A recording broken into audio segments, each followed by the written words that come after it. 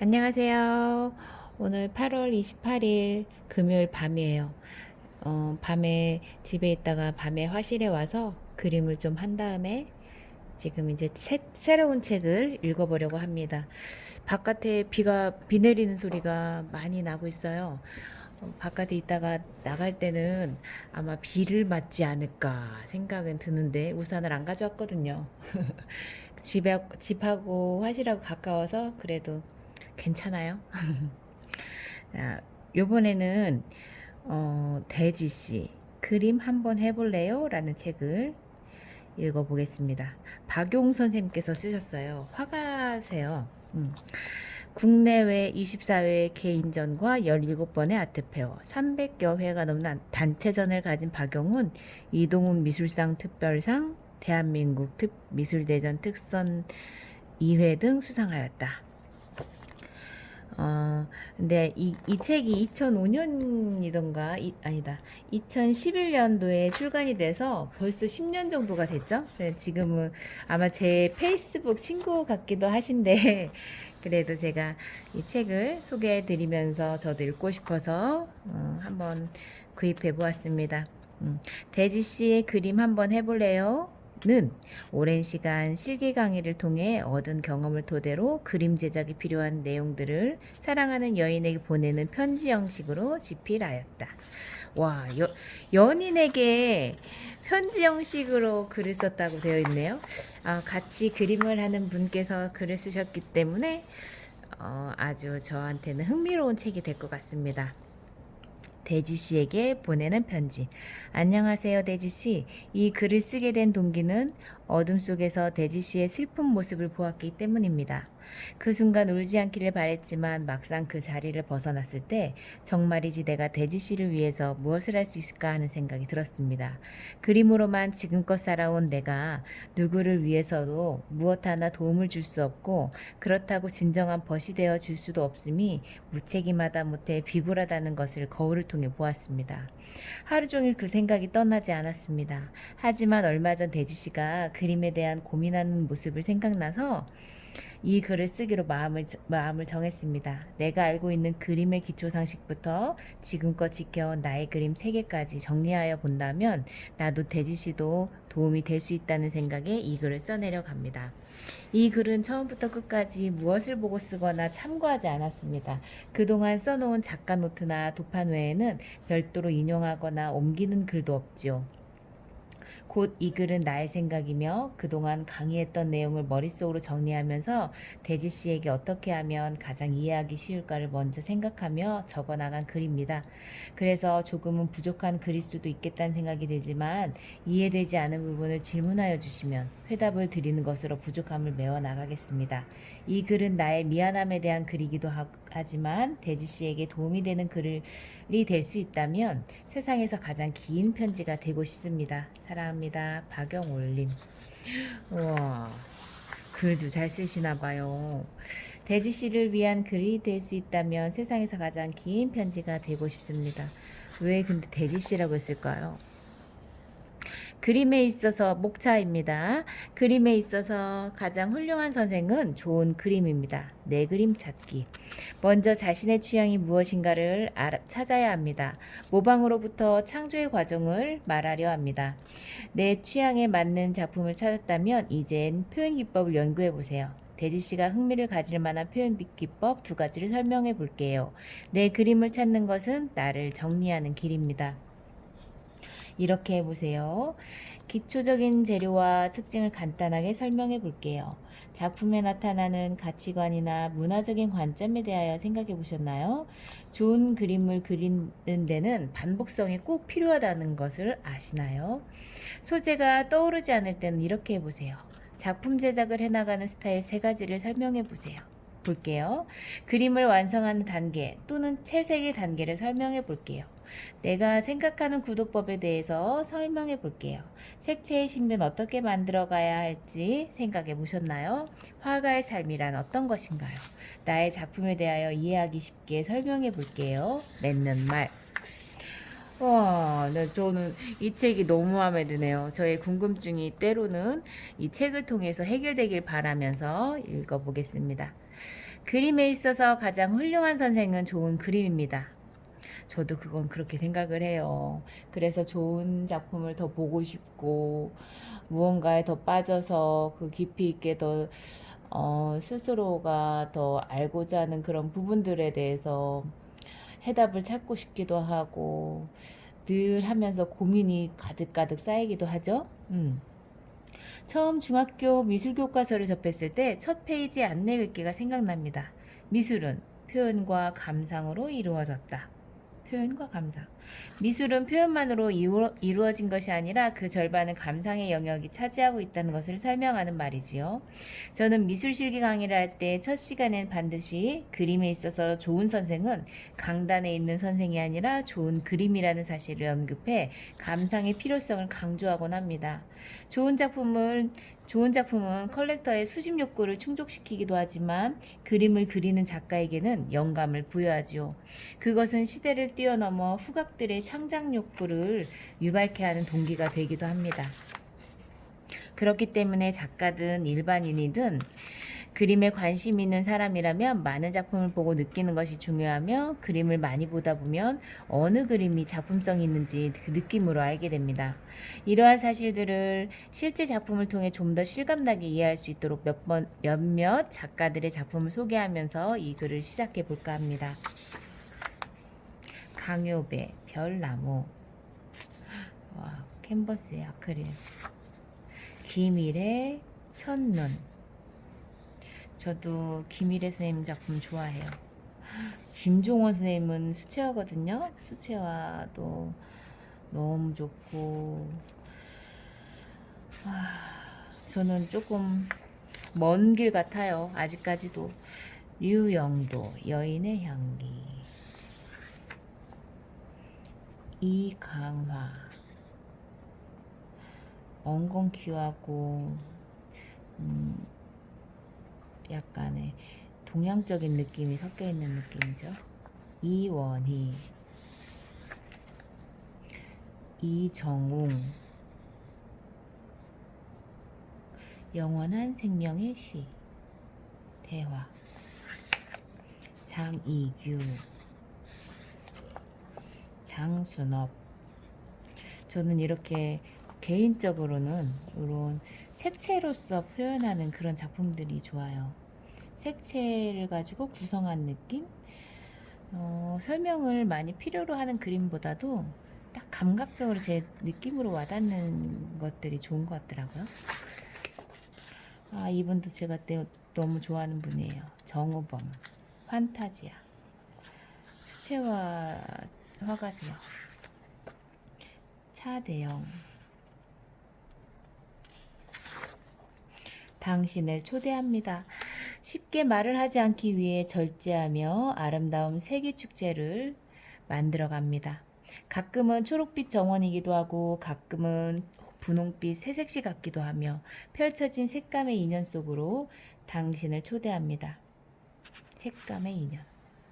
겹겹이 쌓아지는 물감들과 밀도감을 주기 위한 춤사위 같은 선들이 가끔 당신을 당혹하게 할 수 있지만 그것이 초록빛으로 보일 때 들꽃 한아름 가슴에 담은 당신을 만나기 위한 준비입니다. 하얀 캔버스 위에 물감들을 초대하고 사랑을 초대하고 당신을 초대합니다. 추위를 유난히 많이 타는 대지씨.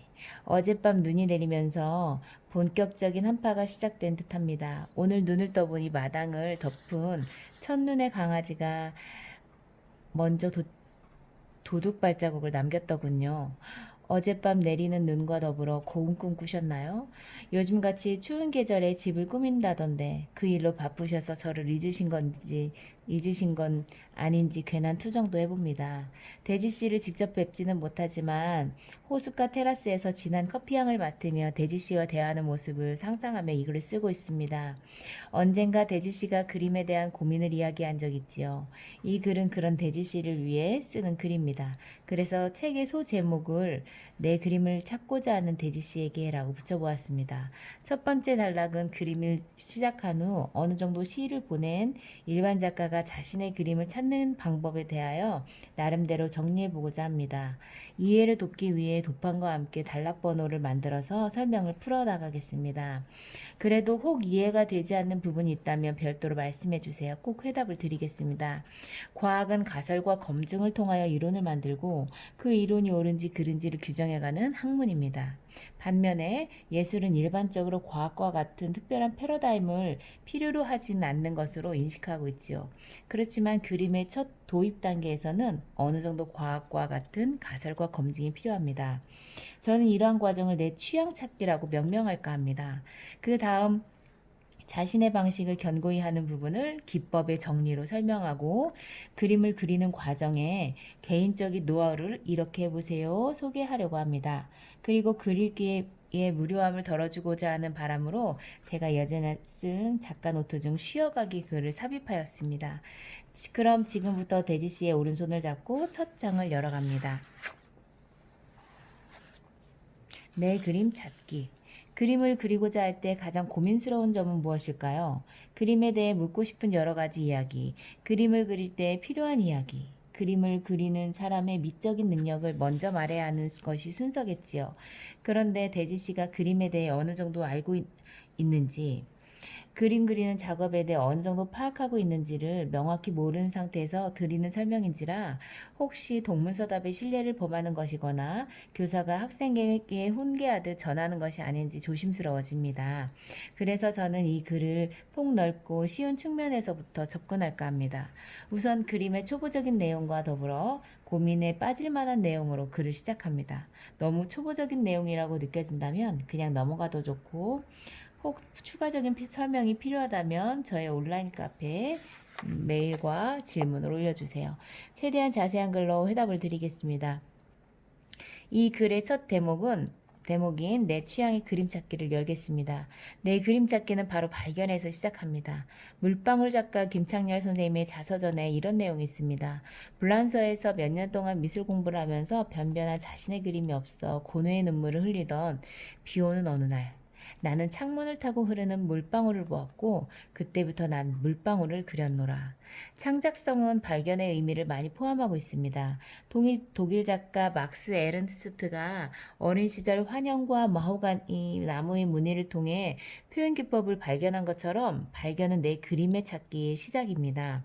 1500년대 콜럼버스가 배를 타고 대서양을 횡단하지 않았더라면 스페인 바르셀로나의 라스 람브라스 길 끝자락에 그의 동상이 서 있지 않았을 것입니다. 발견의 의미, 발견에 대한 의무점으로 내 취향 찾기의 첫걸음을 옮겨봅니다. 먼저 자신의 취향이 무엇인가를 찾아야 합니다. 난 어떤 사람일까? 나의 어떤 점이 장점이고 단점일까? 난 어떤 취향을 갖고 있고 내가 좋아하는 것은 무엇일까? 지금까지 인생을 사는 동안 한 번쯤 나를 돌아보고 정리해 본 적이 없다면 이 장은 자신을 뒤돌아보는 시간이 되었으면 하네요. 내 그림을 찾는 데 있어서 자신의 취향을 찾는 일은 대단히 중요한 일입니다. 많은 사람들이 자신의 취향을 안다고 생각하고 있지만 정작 그것을 좀 명확하게 정리하고 있는 사람은 그다지 많지 않습니다. 그런데 각자가 갖고 있는 고유한 취향은 타인에게 무서우리만큼 다른 면으로 보여지게 될 수도 있습니다. 이러한 취향은 다음 장에 설명할 가치관과 밀접하게 연결되어 있습니다. 취향이 선택의 문제라면 가치관은 선택을 하는 기준이라든가 세계를 보는 패러다임의 바탕이 되는 것이니까요. 따라서 내 그림 찾기에 있어서 내 취향이 어떠한가를 먼저 알아야 한다는 점은 분명합니다. 대지 씨도 가끔 미술관이나 화廊에서 작품을 보겠지요. 작품 밑에 표식을 붙여서 누구의 작품이라고 명시하고 있지만 내 취향이 아닌 작품에서는 대부분 머물지 않고 그냥 지나쳐 버립니다. 대지 씨는 별 흥미가 없는 작품이라고 여겨서 지나쳐 버리지만 어떤 그림이든 한 작가의 역사가 담겨져 있다고 해석해야 합니다. 대지 씨가 무심하게 지나친 작품 속에서도 한 작가의 역사가 고스란히 담겨있기 마련입니다. 작가가 어릴 적 좋아했던 유희, 색감, 성장 과정, 작품 제작 과정 등은 관람자가 보는 단순한 바라보기를 훨씬 넘어서지요. 작품에는 작가의 인생이 담겨져 있다고 해도 과언이 아니기 때문에 쉽게 이 그림은 이렇다 저렇다 말하는 것은 좀 위험한 판단입니다. 저는 문화생들과 함께 전시장을 방문할 때면 절대 그림을 스치듯 보지 말라고 지도합니다. 스치듯 작품을 접하는 것은 차라리 보지 않는 것보다도 못할 수 있습니다. 관람 시간이 부족해서 모든 작품을 보지 못할 여건이라면 차라리 필요한 몇 작품을 선택해서 집중적으로 살펴볼 것을 권합니다. 그것이 작가에 대한 최소한의 관람 태도이며 작품을 존중할 줄 아는 기본적인 자세라고 생각합니다. 이쯤에서 작가와 관람자의 차이를 생각해 볼게요. 작가는 작품을 구상하고 캔버스에 스케치를 하고 그 다음 채색을 하여 완성을 한 다음 액자를 만들고 전시장에 작품을 겁니다. 하지만 관람자는 작가와는 상반되는 입장에서 작품을 해석해 보게 됩니다. 관람자는 전시장에서 자신의 취향에 맞는 작품을 액자를 통해 보면서 색감이 좋다, 구도가 좋다, 현대적이라는 등의 이야기를 합니다. 또한 작품을 감상하다가 그 작품에 더욱 호감을 느낀다면 작품이 어떻게 구성되었을까를 생각합니다. 그보다 더 그 작품에 대한 호감이 높아진다면 그 작가의 생활이나 생애에 관심을 보이는 것이 관람의 순서입니다. 이처럼 작가와 관람자는 길을 만든 자와 길을 걷는 자의 차이만큼이나 상이한 입장을 갖고 있습니다.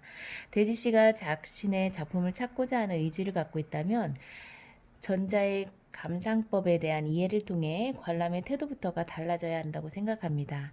저는 문화생들과 아트페어나 미술관을 가면 전시작품 중 3점 정도를 구입한다고 가정하고 3점에 대한 자료를 철저히 조사해서 하라는 숙제를 내곤 합니다. 전시장에 가서 그저 작품을 관람할 때와 구입을 한다고 생각하고 작품을 관람하는 것은 정말 판이하게 다른 결과를 나타냅니다. 어떤 문화생과 관람을 하느냐에 따라 작품의 선호도가 다르기도 합니다. 한 번은 주부 문화생하고 관람을 할 때 그런 숙제를 내주었더니 전부 꽃 그림을 구입한다고 하더군요. 편파적인 취향이라고 볼 수도 있지만 주부 문화생이기 때문에 집안에 걸어놓고 집안의 분위기를 바꾸어 보고자 하는 실용적인 선호도를 드러낸 것으로 볼 수도 있습니다. 이처럼 작품 관람에 있어서 각자가 처한 환경과 여건에 따라 특정한 취향을 갖게 되는 것은 어쩌면 자연스러운 현상입니다. 또한 이러한 관람 태도야말로 자신의 작품 취향을 알 수 있는 척도가 된다고 봅니다. 그렇다면 내 취향을 찾기 위한 구체적인 예를 들어보겠습니다. 대지 씨에게 갑자기 1,000만 원이 생겨서 새 차를 구입한다고 해봅시다. 아마도 먼저 자동차 홍보 전단지를 찾든지 인터넷 서핑을 하든지 자동차 대리점을 찾아가서 정보를 접하게 될 것입니다. 그런 다음에 몇 대의 자동차를 줄여서 어떤 것을 선택할까 고민을 할 것입니다. 이 차는 이것이 좋고 저 차는 저것이 좋고 신중하게 이것저것 따져보고 여러 가지를 고려해 구입 대상의 자동차를 압축시켜 나갈 것입니다. 물론 가격도 대비해 보면서 드디어 결정을 내리고 차량을 구입합니다. 그런 과정을 통해서 구입한 자동차는 자신의 취향에 맞는 자동차라고 할 수 있습니다. 그림에서의 내 취향 찾기도 마찬가지입니다. 작품을 구입하려고 1,000만 원 준비했다면 전시장에도 가보고 인터넷 서핑도 해보고 홍보 전단지도 구해 꼼꼼히 훑어본 후 구입 대상 작품을 작품으로 압축시킨 다음 작가 양력까지도 고려해 최종적으로 작품을 구입하게 될 것입니다. 경우에 따라 조금씩 다른 여건이 있을 수 있겠지만 최종 구입한 작품은 곧 내 취향의 단면입니다. 이렇게 설명하며 내 취향 찾기라는 것이 의외로 간단해 보이지만 실상 부딪혀 보면 생각보다 까다롭습니다. 하지만 아무리 취향이 까다롭다고 해도 이 세상 어딘가에 그에 걸맞는 작품이 있기 마련입니다. 게으른 사람은 집 근처를 맴돌겠지만 부지런한 사람은 이탈리아, 로마, 미국의 뉴욕, 더 나아가 남아메리카의 휴양봉 등 끝자락에서까지 원하는 것을 찾으려고 노력할 것입니다. 그동안 저에게 자신의 작품 찾기를 고민하며 물어온 사람이 적지 않았지만 부지런하다고 느낄 만한 사람은 그다지 많지 않았던 것 같습니다. 대지 씨는 부지런한 사람이니 후자에 속하겠지요. 내 취향 찾기가 한 번으로 발견되지 않는다면 이런 행위가 반복되어야 합니다. 반복된 결과물들을 포트폴리오와 같은 자료를 정리해 복합적으로 살펴보면 내 취향이 보다 확연히 드러나게 됩니다. 지금까지 기존 작품에서 대지 씨의 취향을 찾는 방법을 설명해 드렸습니다.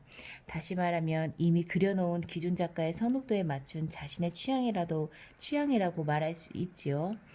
창조의 세계에서 모방이란 창조의 모태가 되는 시작점이기도 합니다.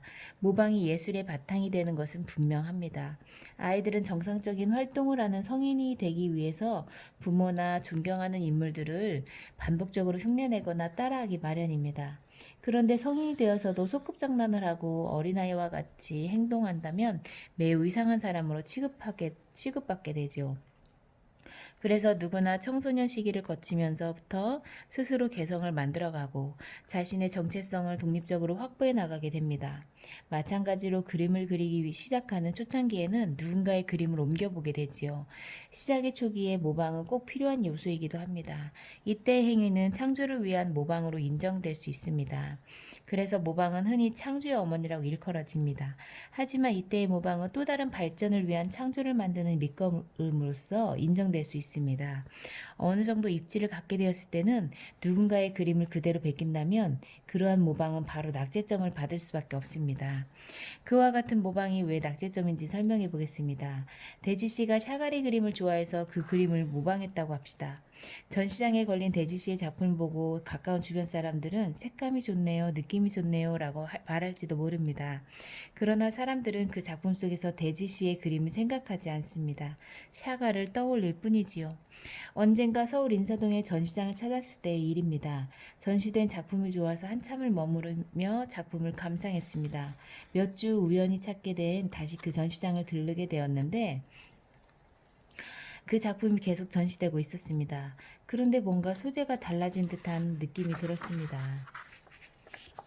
전시 기간이 길다 보니 작품을 교체하여 전시하는구나 생각하고 전시장 밖으로 나오면서 작가의 이름이 다른 사람으로 되어 있었습니다. 어찌된 일인가 싶어 알아보았더니 지난번은 유명 작가의 전시였고 이번에는 그의 문화생의 전시였습니다. 그때 다시 한번 확연히 깨달았습니다. 역시 모방은 낙제점이라는 것을. 내 취향의 작품을 찾아가는 자료를 정리하였다면 그 자료들을 내 취향인 것과 아닌 것으로 구분하여야 합니다. 내 취향인 자료는 재차 정리해서 함축시키고 내 취향이 아닌 것은 머릿속에서 지워나갑니다. 어떤 분은 그러더군요. 오늘은 이것이 좋고 내일은 저것이 좋고 또 모레는 또 다른 것이 좋더라고요. 매일 취향이 바뀌는 현상을 새로운 그림을 그리는 창조적인 면으로 볼 수도 있지만 다른 측면으로 보면 자신의 정체성을 담은 그림을 그리지 못하는 것으로 볼 수도 있습니다. 자신의 것을 찾되 욕심을 버릴 줄 아는 사람이 진정한 화가입니다.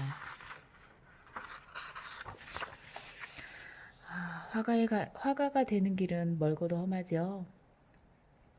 저도 올해부터는 본격적으로 화가의 길을 간다고 생각을 하는데 아직 긴 선상에서 아직 출발점과 같은 마음이에요.